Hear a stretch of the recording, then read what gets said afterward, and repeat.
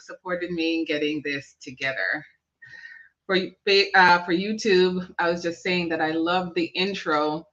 The music is such a vibe, and all the content that goes across is much thanks to Faith James from the Personal Branding Consultancy. Yeah, she supported me with that. Best thing I ever did. All right, everyone, welcome. Whether you've been thrown into planning or have been planning events your entire life, you can always count on something happening, something you didn't plan for, just something way out of left field. Events, no matter how well you script them, are unruly and things never go quite as planned. It's important to have a comprehensive game plan in place for every scenario you can imagine. That way, you can adapt and be flexible when you encounter a hiccup. You can simply just kind of bob and weave through it and come up with a solution.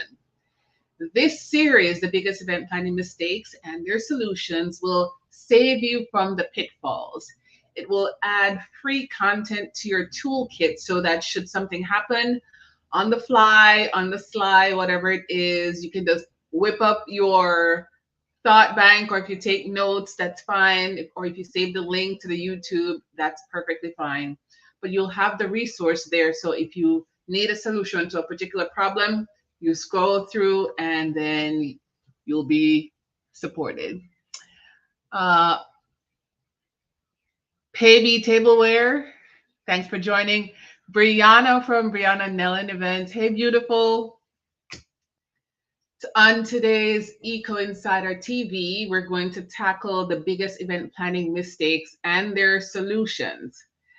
And it's what we do every morning, Monday to Friday. And I was just saying that events, no matter how well you plan them, there's always something going wrong or something that happened that you didn't expect. And the show provides free content and solutions that you can kind of keep in your back pocket. So should something come up, you can like scan through, whether it's your memory or you save the link, and you'll have the solution there. My name is Melody Dixon, and I'm the CEO and founder of Pro Event Planners, curators of eco-focused events. I support people who are steeped in all things sustainability. It's in their home life, it's in their business, and it's in their events. And they reach out to me because I'm aligned with that. And so I get to make sure that there's no paper waste at their event, no plastics. We're energy efficient. The venue that we're choosing is LEED certified, all the things. So they come to me because I am aligned with their corporate culture. Good morning, Charmaine, beautiful.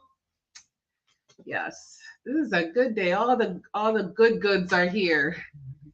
Brianna, Pavy, Charmaine, thank you so much for joining me today.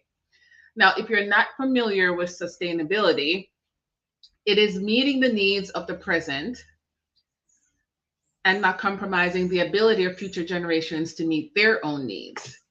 And that means I get to be expansive. I get to start my business. I get to start my garden. You get to invent something. You get to start your own business. You get to create art, all the things using the resources we have today. But we don't do it with the thought that we're going to use all of it for ourselves. We're intentional. We only use what we need so that I have for the rest of my life, my kids' kids, people 10 generations deep will have access to it. Now, there are 3 pillars to sustainability. The first one is the environment. We reduce the use of what we're already using because we're using too much anyway. Reuse what we have. So instead of buying another, hand sanitizer, just keep the one to hand sanitizer where you normally find a place for it and always go there for it. That way you don't have to be hunting around for it and buying more. Before you turn around, you have a whole drawer full of hand sanitizers. So just be intentional with where you put things so you can always go find it. So that's reusing. And then the third is recycling. That's self-explanatory. I like to squeeze in a fourth, and this is upcycling. And I have 2 examples. HGTV used to have this show called Flea Market Flip. And this is where it's a gamified show. So there's either husband and wife, one set of husband and wife competing with another, or siblings or cousins, or co-workers, and they're competing, and there's a theme, and they get to go through the flea market and buy just junk that connects to the theme, and then they convert it into beautiful furniture, coffee tables, side tables, bed frames, artwork, shelving, anything that will delay the product from going into the landfill. Now, I don't think sustainability was their intention, but it just worked out that way. There's another show too, I think it's on Prime, I think. It's called Container Masters. And the show starts off saying there's 140 million containers in the world, and they're not all being used. They're just, some of them are just dumped and just left there because they're big steel containers. And this company converts them into tiny homes. So beautiful, so sustainable, just eco-focused, and just visually, it's just a vibe, a whole vibe of being strategic with the space and the money and the location. Sometimes people just buy like a big piece of land and have their little tiny home on it, and they're just living life to the best. So the third is, no, the second in the pillars is economics. Yes, you're going to spend money to become eco-focused. Let's say you change out all your fluorescent bulbs to get LED lights, or you have some kind of water management waste system thing installed in your house. You still have to spend money, but over time, you'll see the savings. Just like over time, if I work with someone who has no idea about sustainability, I show them this is what you can do in your home or in your business or in your event. And over time, all these things compounded make a big positive impact on the environment. So with economics, over time, the money you save from being going from fluorescent to LED, or getting some kind of water management thing, or energy efficient refrigerators and washers and dryers and all the things, you will save some money over time. The third is social responsibility. This is where we love our neighbors as ourselves. So if we as entrepreneurs start a business, we hire people, and that helps them to be able to take care of their family, find a place to live, food to eat, healthcare, all the things. We also get to take care of the environment in that respect, so that people have access to parks and clean beaches. That way they can take care of their mental health. So it's all a cycle of getting what you want and giving other people what they want and working together. So those three pillars of sustainability should help us color everything we do in our life, in our home life, our business, and in our events. Now, today we are going to unpack using a calendar. And I know you're like, Melody, of course, calendar. Who doesn't know how to use a calendar?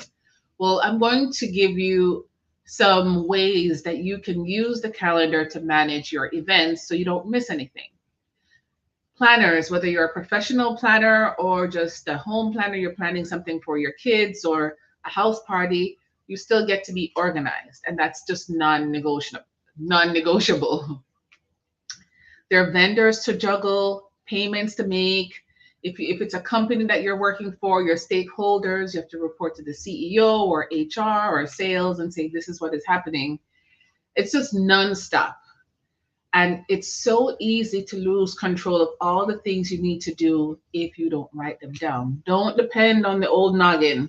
Sometimes you may be distracted by what's going on in your mind or what's in front of you, and you may not remember to do things. So for sure, make sure you have your calendar. On today's show, I'm going to share with you 3 ways to use the calendar to support your event. Tip 1, getting one. Just get one, whether it's a hard copy, if you like the old school way.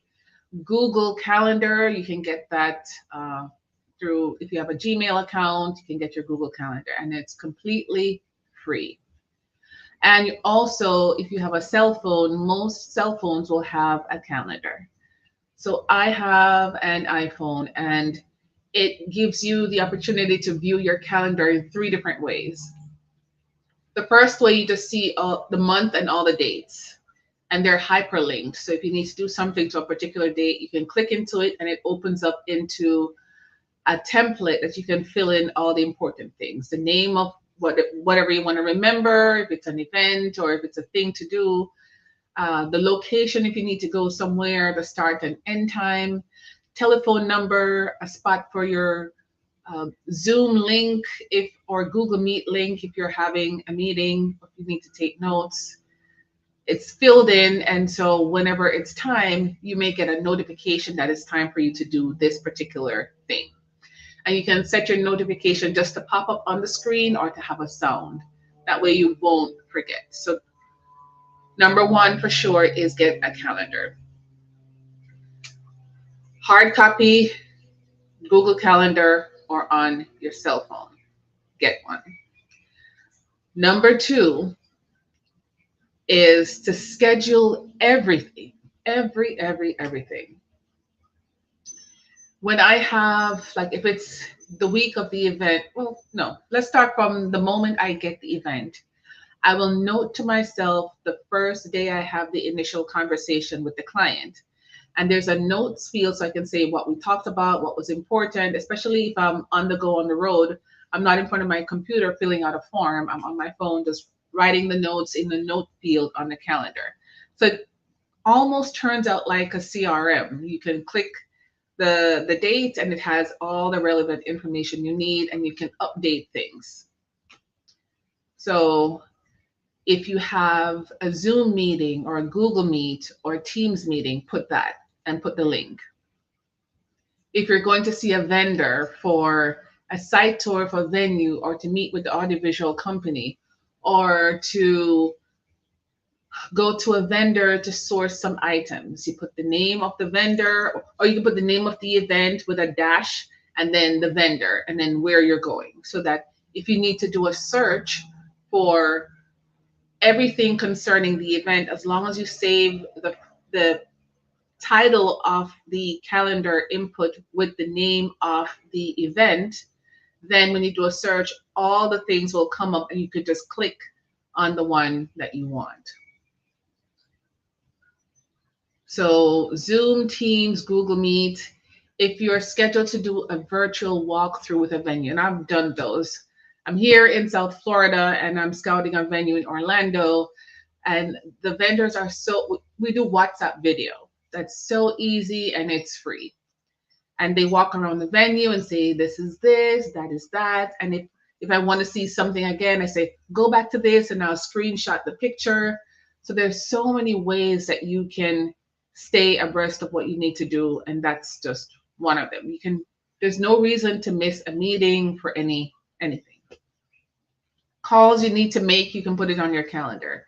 If as a planner, I need to set an appointment to meet the baker and go through the design, I can put that there.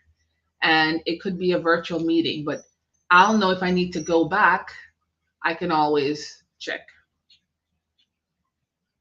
The third thing is to update calendar entries. If you have a site tour, you go there, you see the thing, you make the notes, take measurements, and you put everything in your calendar, you can make a note at the top of the notes field saying that the task was completed. Because your calendar doesn't know that you actually made the call or went to the site tour or did the meeting unless you note it somehow. The reason why I am recommending that you update the entries is so that you can go back because you're not going to remember everything, especially if the event is last minute and you have so many things to do, places to call, people to see, things to design and schedule and itineraries and the whole thing. Write it down in the calendar and write down any changes. If you were scheduled to meet the client or the vendor on this date and time, it's now changed. Make a note of it in the notes field. So in the future, if you need to come back to it, you can say, we were scheduled here, this is what happened, and we rescheduled. But for sure, update the task, completed or not completed. It's a lot to manage. If you are working for a company where you were tasked with doing the event, you still have your job that they hired you to do, and now they've assigned you the event. There's so many balls in the air to juggle. Schedule everything and take notes for sure. Now, if you don't have the time to manage that and you want to be focused on your sending out your promotions for your event, or if you're the CEO, you're working on your keynote speech, or if you're the office manager, you have to manage the staff and you really need support in going to outside vendors and all the things, well, I'm your gal. For Instagram, the link is in the bio. For YouTube, the link is in the description of this live. Good morning, Lady of Harp. Good morning, Crystal. Nice to see you, my love. On today's event, biggest event planning mistake and their solution, we're talking about using the calendar. Some people just ignore the benefits of using a calendar. And I was just sharing 3 reasons to use your calendar. The first reason is, well, the first thing you need to do is to get a calendar that works for you, whether it's a hard copy, Google Calendar, or on your phone, and fill in everything about the event. That was number 2. Whether it's a phone call, whether it's a site visit, whether it's a virtual visit, whether it's a task you need to do, like you need to create the itinerary, or you need to review the run of show with the client. Everything, whether if it's a thing to do or something to schedule for a meeting, everything goes in there, and fill out as much as possible. During the task, fill out the notes field of the calendar if it's a virtual thing. If it's not virtual, it's hard copy, you're just going to have to write tiny, write clear, and write in pencil so you can modify as you go along. But for sure, update the information that you entered. So that's number 3. You did the meeting, right, done. You went to see the vendor to source a particular service or item, right, task completed. And right, you got the thing or you didn't get the thing. So now this key is almost like a diary, because if something happens and you're in a meeting, well, did you do X, Y, and Z? With the amount of balls you have juggling in the air from working at the company and planning the event, you may not remember. So write everything down so you can go back, and also in the note field, update that it was completed, or this was what was agreed on, or you've changed to do another thing. Notes, notes, notes. The person with the most notes wins. All right, so for my friends on Instagram, please, the link is in the bio. Click on it. It takes you to my website, and click on the events packages page. Same thing for YouTube. The link is in the description of the live or the show notes underneath the video. Click on that. It takes you to the website. Click on the event package. You'll see the pro event package. This is my hashtag hire it done for you. You can't be bothered with managing a calendar and managing your company and doing everything all at once by yourself. Click that package. It is for you. It allows you to tell me what kind of event you want, the reason for the event, what return on investment you're looking for, the look and feel you want your event to have, how you want your customers to feel, whether your goal is to generate revenue, generate leads, grow your email list, whatever it is, let me know. Then I'll take all that information and your budget, hit the ground running, and do the whole event for you. Not only is it visually beautiful, but logistically sound as well. And I have the unique perspective of also being an entrepreneur and working in corporate America for quite a few years. So I understand the need to generate revenue. So when you're talking to me about your event, what the business language, I'm here for it. I completely understand it. I completely understand the benefits of generating leads and the whole thing. So just do corporate speak all day and I'm right along with you. That's one of the benefits of hiring pro event planners. We have the perspective of the planning side and the business side. If you have any questions about calendars and the use and sourcing vendors and what information to look out for, all the things, my name is Melody Dixon, CEO and founder of Pro Event Planners, curators of eco focused events. My email address is info at my Pro Event Planners. All right. Thank you so much for joining me today, my friends.